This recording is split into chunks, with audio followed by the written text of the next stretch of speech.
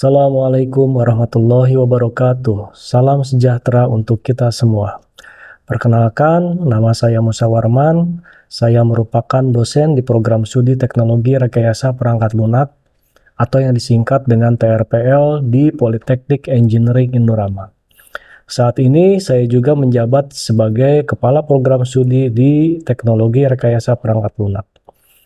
Pada kesempatan kali ini, saya akan membagikan penjelasan terkait mata kuliah Praktikum UI UX yang merupakan salah satu mata kuliah fundamental di bidang informatika, khususnya di Prodi Teknologi Rekayasa Perangkat Lunak. Mata kuliah ini ditempatkan pada semester pertama dengan bobot 2 SKS praktikum dan menjadi pondasi penting bagi mahasiswa dalam memahami prinsip-prinsip desain antarmuka pengguna atau user interface, dan pengalaman pengguna atau user experience.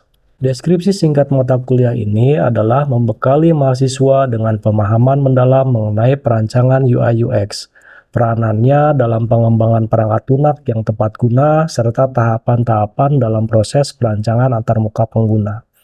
Selain itu, mahasiswa juga akan dikenalkan pada tren desain UI terkini dan berbagai pendekatan desain yang relevan dengan kebutuhan industri saat ini. Adapun capaian pembelajaran mata kuliah CPMK yang diharapkan antara lain, mahasiswa mampu menjelaskan pentingnya mempelajari karakteristik Graphical User Interface atau GUI dalam bentuk web UI dan mobile UI. Mahasiswa mampu menjelaskan dan mengimplementasikan metode dalam merancang user interface, mendefinisikan karakteristik pengguna, memodelkan tas pengguna, serta menerapkan prinsip UI. Mahasiswa juga diharapkan mampu merancang struktur menu, memilih dan merancang Windows, serta memahami karakteristik setiap perangkat interaksi, sehingga dapat diterapkan dalam desain UI. Selain itu, mahasiswa akan belajar memilih dan menerapkan screen-based control, merancang teks, pesan, serta merancang feedback, guidance, dan asisten secara efektif. Mahasiswa juga akan dibekali kemampuan untuk menerapkan internasionalisasi dan aksesibilitas, menerapkan grafik, icon, image, dan warna sesuai kebutuhan, serta merancang organisasi dan susunan layout Windows dan halaman. Pada akhirnya, mahasiswa mampu mengevaluasi desain UI yang telah dirancang dan mampu merancang antarmuka berbasis web maupun perangkat bergerak atau mobile device. Metode pembelajaran yang digunakan dalam mata kuliah ini menekankan pendekatan student-centered learning dengan kombinasi ceramah, diskusi, praktikum, dan penugasan terstruktur. Mahasiswa akan terlibat aktif dalam proses pembelajaran baik secara individu maupun kelompok untuk mengasah kemampuan analitik, logis, dan kreatif dalam merancang antarmuka pengguna yang efisien dan efektif. Metode evaluasi dalam mata kuliah praktikum UI UX ini diantaranya adalah sebagai berikut. Tugas mingguan dan latihan praktik 40%, ujian tengah semester 15%, ujian akhir semester berupa proyek desain UI 30%, di mana mahasiswa wajib mengunggah hasil desainnya ke web profesional, desainer UI UX, serta membangun portofolio desain secara profesional. Selain itu, keaktifan diskusi dan partisipasi LMS itu sebesar 15%. Evaluasi pembelajaran dilakukan secara komprehensif melalui latihan soal, umpan balik, keaktifan diskusi, serta proyek akhir berupa perancangan aplikasi berbasis web atau mobile device. Penilaian juga memperhatikan aspek sikap, keterampilan, dan pengetahuan sesuai dengan capaian pembelajaran program studi. Sebagai dosen pengampu, saya juga aktif mengintegrasikan hasil penelitian dan pengabdian masyarakat yang relevan dengan pengembangan UI UX, sehingga mahasiswa dapat memperoleh wawasan praktis dan aplikatif yang sesuai dengan kebutuhan industri perangkat lunak saat ini. Demikian penjelasan singkat mata kuliah Praktikum UI UX di program studi Teknologi Rekayasa Perangkat Lunak, Politeknik Engineering Indorama. Semoga dapat memberikan gambaran yang jelas dan bermanfaat bagi mahasiswa maupun pihak terkait. Wassalamualaikum warahmatullahi wabarakatuh. Baik, Assalamualaikum warahmatullahi wabarakatuh. Waalaikumsalam warahmatullahi wabarakatuh. Selamat pagi semuanya, sehat? Sehat. Sehat. Semoga selalu sehat semua ya. Amin. Baik, kita akan memulai mata kuliah kita gitu ya. Mata kuliah pertama kita ini adalah mengenai praktikum UI UX. Jadi UI UX itu kepanjangannya itu adalah user interface dan juga user experience. Nah, seperti itu ya. Nah, fokus kita nanti pada pertemuan pertama kita itu adalah pembahasan mengenai GUI dan web GUI gitu ya. Ada yang tahu nggak kepanjangan GUI ini apa? Graphical User Interface. Ya, sangat bagus sekali ya. Nah, sebelum kita mulai, mungkin saya akan coba isi presensi dulu ya, absen dulu ya. Oke. Fikri Ramdhani ada? Dian Putri Agustin, Salman Al-Farizi, oke. Yos Hadir. Winstons, Intan Sri, Muhammad Gilang Ramadan. UI kita, praktikum UI UX yang pertama kita. Nah, apa sih tujuannya kita belajar mata kuliah ini gitu ya? Tujuannya itu adalah nanti diharapkan kita semua ini mampu untuk merancang antarmuka perangkat lunak yang memenuhi prinsip UI gitu ya. Prinsip user interface yang benar. Untuk kontrak pembelajaran mata kuliah kita ini adalah 2 SKS. Nah, ini satu SKS-nya itu adalah 170 menit dikali 2.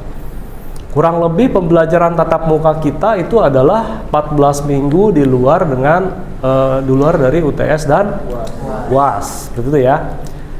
Toleransi keterlambatan 15 menit, oke? Oke ya. Yang akan dinilai itu adalah tugas mingguan dan praktik itu 40%, UTS 15% dan juga UAS itu 30%. Yang mana metode evaluasi UAS ini adalah akan merancang gitu ya. Tampilan itu berdasarkan studi kasus yang sudah ditentukan. Dan juga nanti ini akan diupload ke web profesional untuk desainer gitu. Selain itu, ini ada juga keaktifan diskusi, partisipasi kelas dan juga LMS. Nah, LMS itu ada keaktifan nanti terlihat tuh nanti di e-learning berapa kali Anda sudah membuka materi misalkan saja yang sudah disiapkan oleh dosen masing-masing. Jangan sampai ada indikasi plagiarisme. Nah, plagiat dalam tugas, kuis maupun ujian. Jika ditemukan itu, maka apa? Nilai akhir mata kuliah adalah E. Oke, deal ini? Deal ya. Tentunya dalam praktik kita nanti pastikan ini perangkat-perangkat ini ada di dalam laptop Anda. Di antaranya itu ada kan Figma, Adobe XD. Nah, Adobe XD untuk icon itu bisa nanti ke flat icon. Itu ya. Dan juga untuk illustration itu adalah kita nanti akan menggunakan prefix. Ya, nanti Anda bisa lihat di browser gitu ya, dicek ada nggak nih flat icon gitu ya. Apakah sudah expired atau tidak kayak gitu ya.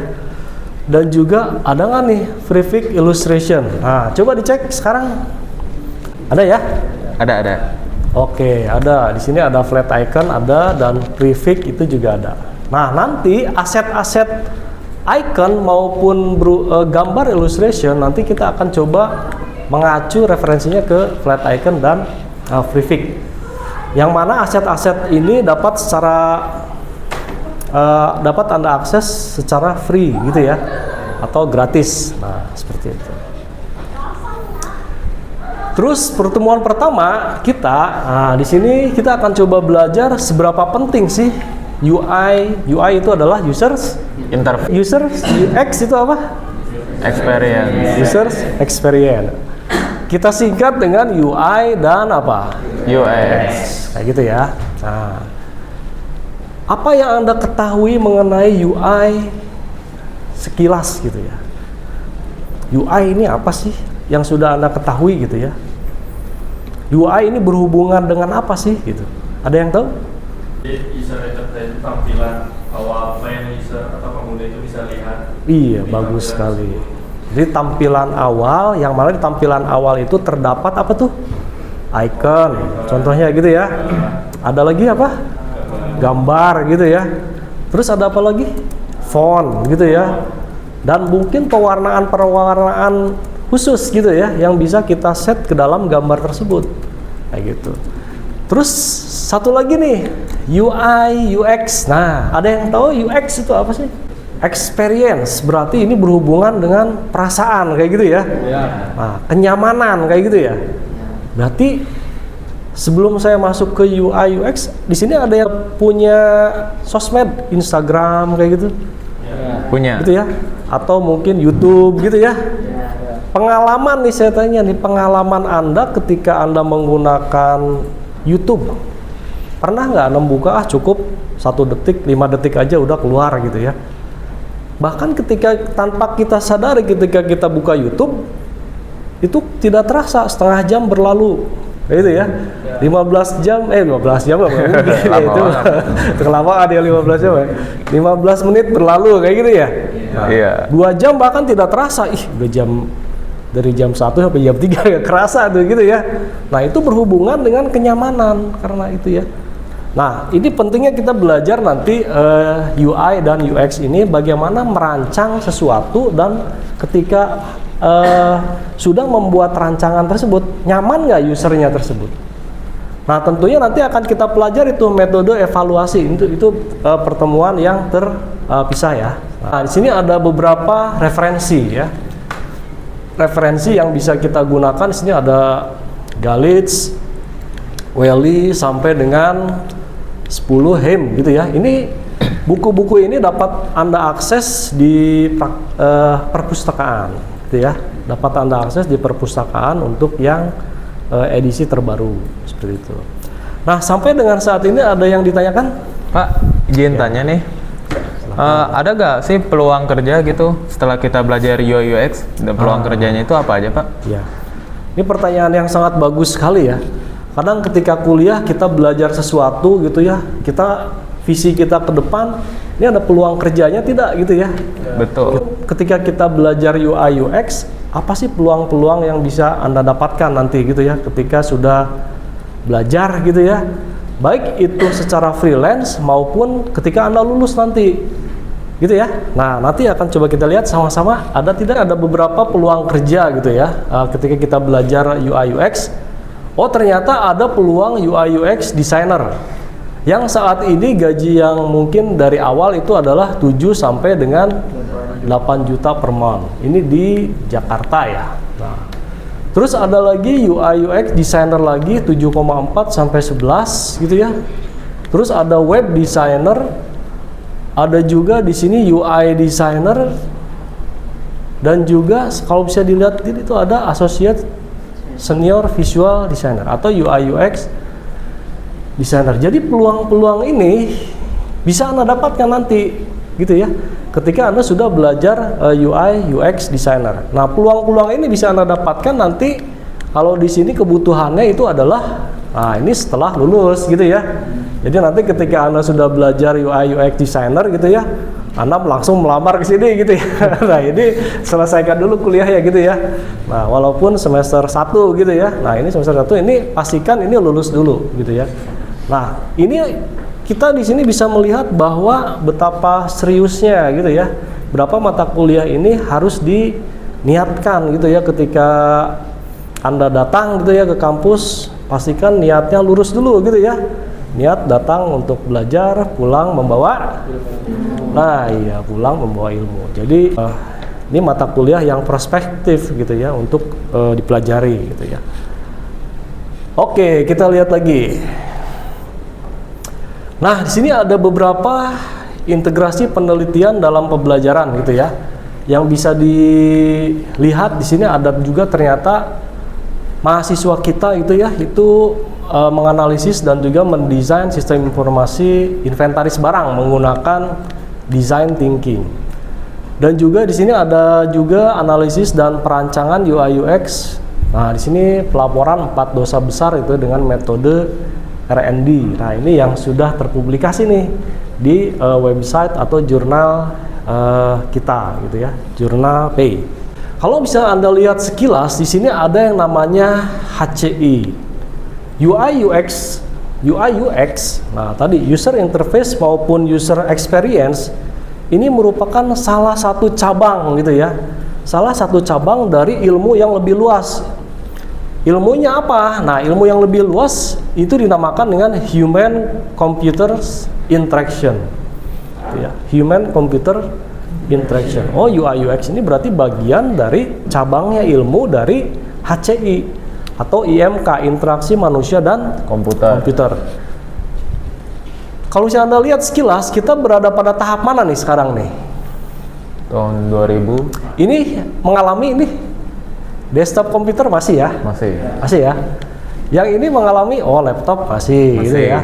Masih. Terus ini tablet mengalami ya. Ah, ini mengalami. Yang ini masih nggak? Ada nggak? Sudah pernah menggunakan belum? Ah, ini nih. Perangkat dengan menggunakan apa nih? VR ya? VR ini ya. VR, terus di sini ada perangkatnya, device berupa apa nih? Controller gitu ya. Bisa juga berupa perangkat lain, tablet juga gitu ya. Nah, sekarang mungkin sudah agak booming nih ya yang sekarang ya. Kita bermain dengan VR, video, virtual reality, seolah-olah kita berada dalam gamenya gitu ya. Kalau sekarang kan gamenya ya. Nah, yang ini sudah belum? Belum kayaknya. Nah, ini nih, layar sentuh. Nah, layar sentuh kita di sini ada transparansi gitu ya. Di sini ada beberapa yang bisa diklik gitu ya. Tapi di sini dia kalau misalnya perhatikan dia tidak menggunakan VR atau augmented reality yang lain. VR-nya tidak digunakan, tapi dia layar sentuh secara langsung di sini. Atau sudah nih? Sudah belum ya? Belum kayaknya. Belum ya? Belum ya? Oke, berarti kita baru masuk ke tahap apa nih? Ya ini ya, 1, 2, 3, 4 tahun. Mungkin ini masih ada gitu ya, dibanding dengan ini. Nah, inilah nanti peneliti-peneliti ini akan bergerak gitu ya, membangun suatu aplikasi ya, modelnya seperti ini gitu ya. Layar sentuh, terus di sini ada tanpa menggunakan device apapun, ini bisa disentuh seperti itu. Apa itu HCI gitu ya? Human Computer Interaction. Jadi nanti ketika Anda merancang user interface gitu ya, user experience, ada study dulu nggak? Ada studi dulu nggak? Kan nggak mungkin kita merancang sesuatu gitu ya tanpa ada studi gitu ya. Nah, nggak mungkin. Berarti harus ada kebutuhan atau analisis kebutuhan terlebih dahulu. Fitur-fiturnya apa sih? Kayak gitu ya. Nah, terus harus direncanakan nggak? Apa tuh? Kalau bagian dari perencanaan tuh seperti apa? Ada yang tahu? Merencanakan kebutuhan nantinya dari User. Merencanakan tadi kebutuhan user itu boleh. Merencanakan siapa yang merancang nanti perlu. Kapan merancangnya kan perlu juga ya. Nah, budget perlu nggak merancang budget? Perlu, budget. Perlu. Iya kan? Nah, perlu ada budgetnya nggak kita merancang sesuatu itu. Nah, di sini ketika kita mau merancang suatu antarmuka, kita harus memperhatikan apa sih berdasarkan keinginan atau berdasarkan kebutuhan kira-kira. Yang paling tepat itu berdasarkan keinginan atau kebutuhan ya? Kebutuhan. Nah, kalau keinginan kan biasanya kan ingin A udah beres, keinginan A mau ingin B kayak gitu kan ya? Iya. Tapi kalau kita mau ingin A sebenarnya B nggak butuh contohnya kayak gitu kan? Berarti A saja. Berarti kebutuhan itu adalah yang paling tepat gitu ya? Yang paling tepat. Dan juga tentunya harapan. Nah, apa sih harapan orang terhadap produk yang dibangun? Ada tidak batasan atau kemampuan fisik para pengguna? Ada yang bisa ini nggak? Mendefinisikan yang dimaksud dengan kemampuan fisik para pengguna seperti apa sih? Ada yang tahu nggak? fisik mungkin seperti orang yang disabilitas terhadap disabilitas orangnya gitu. Terhadap penggunaan gadgetnya.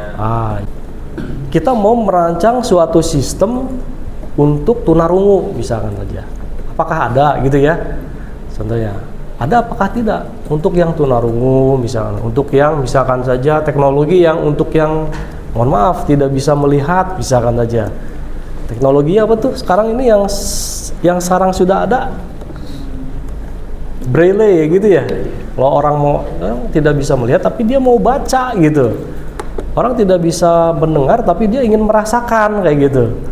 Orang mau membaca tapi dia tidak bisa melihat kan. Jadi tidak hanya fungsi-fungsi saja tapi experience juga harus diperhatikan. Bagaimana pengalaman penggunanya, jangan sampai nanti fungsinya jalan tapi nggak nyaman pakainya gitu. Nah, jadi user experience ini semuanya bergantung pada apa? Berdasarkan pada kenyamanan. Oke, perlu dites nggak? Hasil perancangan kita perlu dites? Perlu ya. Nah, perlu. Hasil tesnya mungkin ada yang ingat, ada yang sudah mempelajari tidak? Tes untuk perancangan sistem ini seperti apa sih? Kalau tadi berdasarkan penelitian tuh yang diintegrasikan itu ada 2 kan ya? Satu apa tadi? Masih ingat tadi yang slide berikutnya? Slide sebelumnya? Dengan menggunakan design thinking metodenya, atau dengan menggunakan R&D. Nah, itu juga bisa. Ya. Ada juga yang dalam design thinking itu ada usability testing gitu ya. Nah, untuk menguji ini ikonnya berada pada tempat yang tepat apa tidak, fontnya menggunakan font yang tepat apakah tidak, dan seterusnya. Tugas yang pertama, siap-siap deh ya. Tugas yang pertama, buat satu desain antar muka dengan studi kasus yang menarik. Nah, ini bisa kesehatan, sosial, pendidikan. Jelaskan desain antar muka tersebut. Nah, mungkin ini nanti dikerjakan secara grup gitu ya.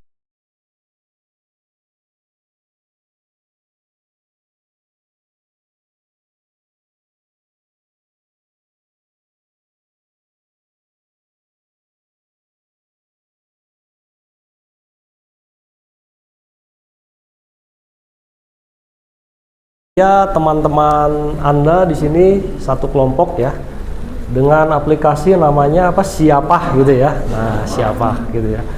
Nah, silakan dimulai Helgi dan Fikri. Jadi semuanya mungkin izin ya, sebelumnya izin untuk memperkenalkan diri. Nama saya Helgi Manusia. Nah, di sini kami akan mempresentasikan apa yang telah kita buat ya dalam tugas kali ini. Kita membuat sebuah perancangan website, perancangan untuk mobile apps, yaitu dengan bernama Siapah atau bisa disingkat Sistem Informasi Pengelolaan Sampah. Oke, baik, di halaman pertama akan ditunjukkan logo beserta nama itunya, nama aplikasinya. Kemudian ketika dilanjutkan nanti akan terdapat edukasi sekilas apa sih yang ada di dalam aplikasi ini. Ada tombol next, kemudian ada tombol skip. Ini boleh bisa lanjut. Nah, ini juga sama, ada beberapa konten yang akan ditampilkan mengenai atau sedikit kurang lebihnya mengenai aplikasi ini. Nah, di sini setelah konten berikut terdapat halaman login utama, yaitu dengan 2 tombol utama, yaitu sign in dan sign up. Sign in untuk melakukan login dan sign up untuk melakukan registrasi. Nah, sign in, oke, boleh. Nah, di sign in dapat login menggunakan Google atau Apple, kemudian dapat juga menggunakan email atau passwordnya sudah tersedia atau sudah terdaftar di dalam aplikasi ini. Ini contoh, langsung ke sign in. Ya, sign atau data dulu data. Ya, anggapannya ketika kita sudah masukkan nama, email, password, kemudian sign out. Ya. Nah, nanti kita bisa login kembali menggunakan email dan password yang sudah didaftarkan. Ya, sign in.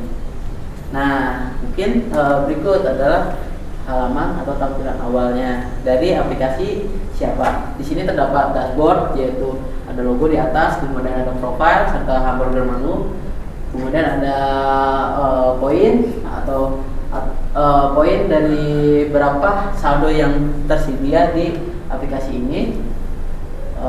Kemudian juga ada poin yang sudah terdapat, kemudian ada tiga voucher juga yang sudah didapat. Nah, kemudian ada next transportation, atau kapan sih transportasi atau penjemputan sampah yang akan dilakukan di jam berikutnya. Ini akan dilakukan di jam berikutnya di jam 5.35. Kemudian ada fitur education atau edukasi, bagaimana sih cara pengelolaan sampah yang baik gitu kan, bagaimana sih cara membuang sampah yang baik, pengolahan inorganik atau anorganik seperti itu. Oke, baik. Dan di paling bawah ada menu utama, menu ya hub atau navbar, yaitu ada home, history, notification, dan inbox. Oke, di sini ada order history, kemudian notifikasi, inbox. Oke. Nah, mungkin sebelum lanjut ada yang ingin ditanyakan mengenai aplikasi ini. Ya, sekiranya ini kan aplikasi yang berguna nih. Mungkin ada saran nih dari teman-teman dari tombol login barusan atau dari konten konten yang sebelumnya itu muncul sebelum ada masuk ke halaman login gitu. Ada nggak saran untuk teman-teman bagi kelompok kami gitu? Ada nggak tidak? Oh iya, tanya. Untuk voucher dan saldo itu untuk apa ya? Oke, itu pertanyaan yang baik. Itu terkait mengenai alur dari ini kan untuk pembuangan sampah. Jadi kita memesan, anggap aja memesan kurir, yang kurir itu akan menjemputnya gitu. Nah, ketika kita memesan dan kurir itu sampai membuangnya ke TPS atau ke tempat yang bisa dibuang oleh kurir itu, nah nanti setelah transaksi itu selesai, itu akan mendapatkan poin, dan poin itu dapat ditukar dengan voucher. Voucher ini dapat beragam, misalkan voucher voucher beli makanan lagi, atau voucher untuk menukarnya kembali ke uang, atau voucher diskon seperti itu. Banyak hal. Menarik ini. Satu lagi mungkin. Silakan. Ini kan sampah itu ada jenisnya banyak ya. Ada plastik, besi, dan lain-lain. Ya. Ini itu kita sampah yang dijemput itu kita bisa milih gak sih? Misalkan nih, kan beda-beda tuh harganya, sampah besi, sampah plastik. Kita bisa milih gak sih jenisnya? Nah, ini akan diarahkan ke halaman atau check out. Kita dapat melakukan check out. Jadi di sini kita dapat melakukan pemilihan sampah mana sih yang ingin dibuang gitu. Oke, mungkin lanjut. Nah, di sini ada kembali ini. Nah, di sini ya terdapat nama. Jadi kita dapat memasukkan nama, misalkan namanya saya ingin membuang ranting pohon, atau saya ingin membuang dedaunan gitu kan. Kita dapat memasukkan namanya. Terus ada quantity atau berapa kresek gitu, atau berapa kilo gitu. Kemudian ada notes atau catatan. Jadi catatannya ini digunakan untuk misalkan ini sampah yang basah ya mungkin hati-hati seperti itu. Atau ini sampah yang kering mungkin hati-hati dijauhkan dengan barang yang mudah berbahaya atau terbakar gitu. Jadi kita untuk pengolahan itu akan dilakukan secara mandiri oleh pengguna. Jadi nanti mungkin pengguna akan melakukan upload foto, dan dia akan melakukan beberapa keterangan gitu loh. Saya ingin membuang sampah organik, anorganik, ataupun sampah seperti besi atau apapun gitu. Mungkin sih itu. Baik, terima kasih Helgi. Mungkin bisa tepuk tangan dulu ya.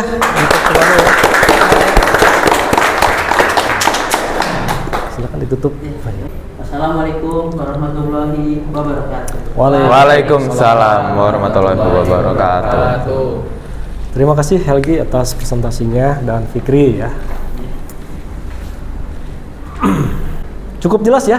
Apakah cukup jelas yang disampaikan? Cukup. Jelas ya. Nah, ini pertemuan pertama kita, semoga bermanfaat gitu ya. Iya. Bermanfaat untuk semuanya. Tadi juga sudah ada output berupa perancangan sistem yang konsisten ya. Konsisten nggak tuh? Konsisten ya. Didominasi oleh warna hijau, mungkin mengusung konsep Green City gitu ya. Nah, itu sangat bagus sekali. Dan juga nanti untuk pertemuan selanjutnya kita akan coba membahas mengenai pengujian gitu ya. Pengujian perancangan sistem ini UI UX gitu ya. Mungkin dari saya cukup. Semoga bermanfaat untuk pertemuan hari ini. Assalamualaikum warahmatullahi wabarakatuh. Waalaikumsalam warahmatullahi wabarakatuh. Demikianlah proses belajar mengajar yang disampaikan di dalam kelas. Harapan saya, proses pembelajaran ini dapat menjadi kontribusi nyata dalam mencetak lulusan yang kompeten, berkarakter, dan siap menghadapi tantangan industri digital. Semoga narasi ini dapat menjadi bahan pertimbangan yang baik dalam proses pernyataan diri dosen dalam unjuk kinerja Tridharma Perguruan Tinggi PDD UKT PT. Wassalamualaikum warahmatullahi wabarakatuh.